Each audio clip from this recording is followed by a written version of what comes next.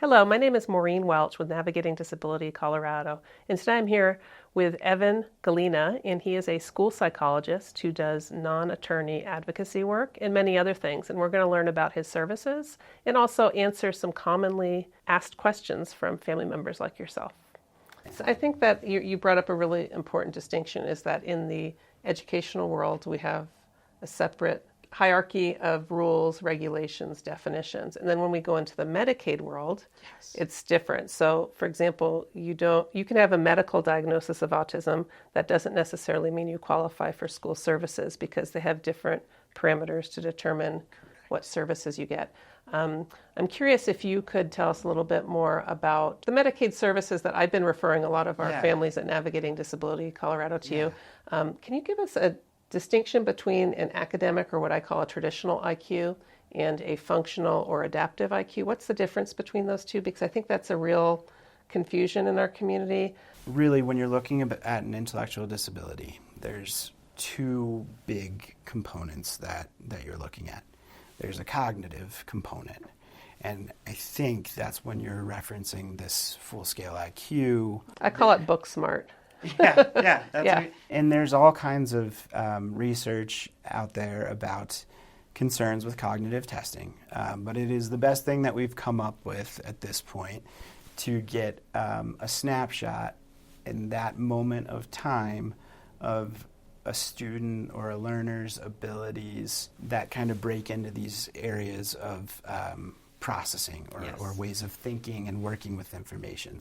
But it's important that families understand that just because someone has a functioning low score doesn't mean they're not intelligent. It just means this word intellectual, I think, often makes people think that their kid isn't smart. And I actually really want to push back on that, because you can have a super high book IQ and you can have a super low functional. We know that you're really smart. We just know the world isn't designed for the way that you're wired.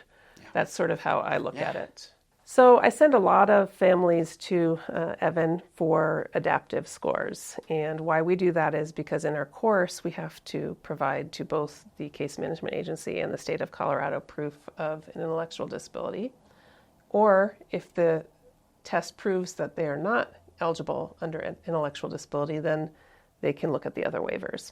So can you tell us a little bit, when I give your name to families, what do you talk to them about? How do you explain the process of doing this adaptive functional inventory? Yeah, so I send some information about what adaptive scores are, what this inventory is, along with just kind of the pricing and contract. And so that's a great opportunity where some families will be like, well, I don't really understand X or Y. So you have a little time to explain the process to them. Now, is their loved one involved in this testing? Or maybe you can tell us how you collect the data for the testing. Yeah, with adaptive functioning, it is one of the domains that we look at where you don't need a direct measurement from the individual. Sometimes, if it's appropriate, that with older individuals or adults, that can be used. But it's not required. But not required. Okay. So it's kind of an online questionnaire that families fill out. And again, as I've talked to you about, you want to measure the depth of the need, so the days where your loved one is struggling. And basically they answer the questions after getting some information from you initially. Exactly. So I'll follow up once they decide to go with me. I'll follow up with here's instructions on how to do it. Here are commonly asked questions. Here are some things to think of. A lot of individuals and families have developed systems and put supports in place to help their child become more independent and to remember to do these. And they don't even know they're doing them, right? Exactly. Yes. Sometimes it's that conversation of, remember that this is help, this is assistance. And so when they're filling out the ABAS, is the rating scale that I use with families, when they're filling that out, they're being asked to think whether their child is able to do the behavior at all, or whether they are able to do it. And then you're having to look at how much support and help is required. And support could be prompts, it could be reminders, it could be routines, lists, visuals, all kinds of things where you get a number for each behavior.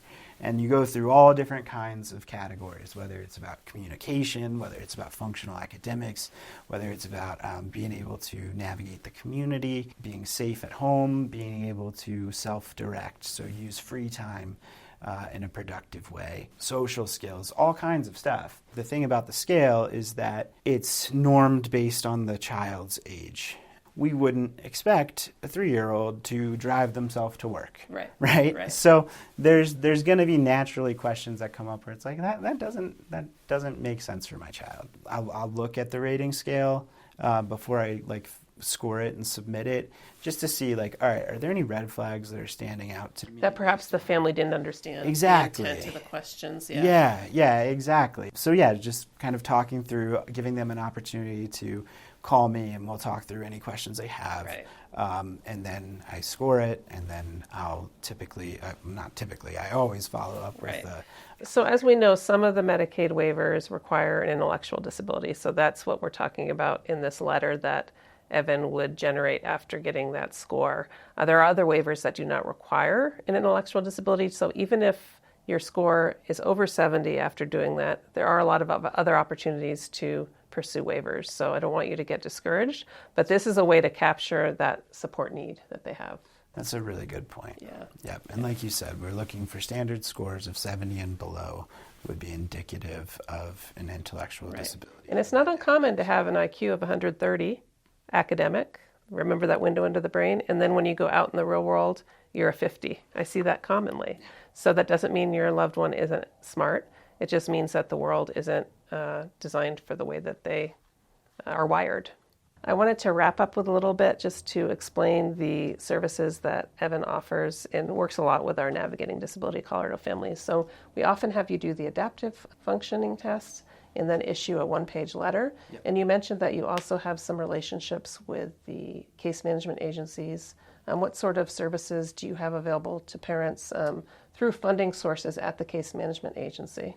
Developmental Pathways, they have approved a scholarship fund for parent education. Similar to our courses at Navigating Disability Colorado. Yeah, and so that is, if somebody has a waiver, typically the CE waiver, they're able to use funding for some. So could you do school non-attorney advocate service? Correct, Okay. Absolutely. Wonderful. And then there's also been times where some of the case management agencies have reimbursed me for the adaptive skill. So it's possible, if you are paying out of pocket for the adaptive score to Evan or anyone else, it's possible to submit that invoice. Yep. And it's possible, it's not guaranteed, that you might get paid that back since it was an expense for you to get on the waiver.